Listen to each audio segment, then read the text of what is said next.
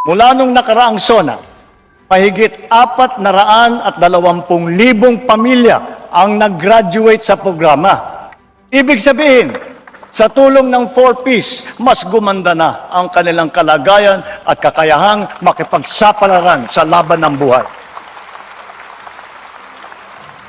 Sa katunayan, mahigit 4,000 graduate ng 4Ps ay nasa hanay na ngayon ng mga lisensyadong guro.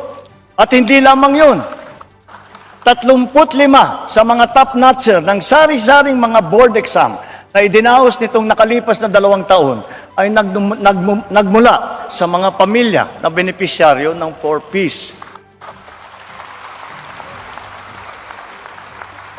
Ilan sa kanila ay si Teacher Kane Jevy Cervantes ng Davao Oriental na nakakuha ng number 1 sa licensure examination for professional teachers.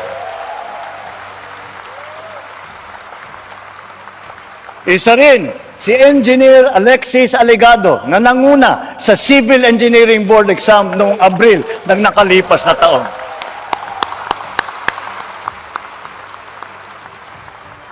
Tomorrow, the birth date of Apolinario Mabini, we cap off the National Disability Rights Week.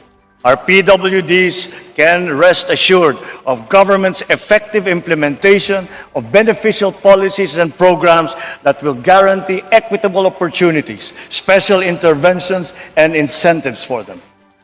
Mula nang pumasok ang administrasyong ito, nagsimula na ang mga programang pangkabuhayan na nakalaan para sa ating mga PWD. Sa susunod na taon, ilulunsad naman ng PhilHealth ang benepisyo nito para sa mga batang may kapansanan.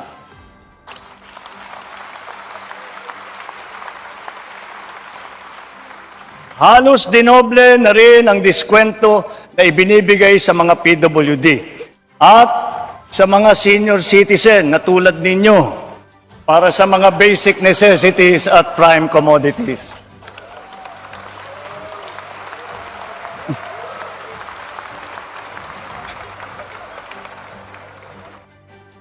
Natuwa kayong lahat nun.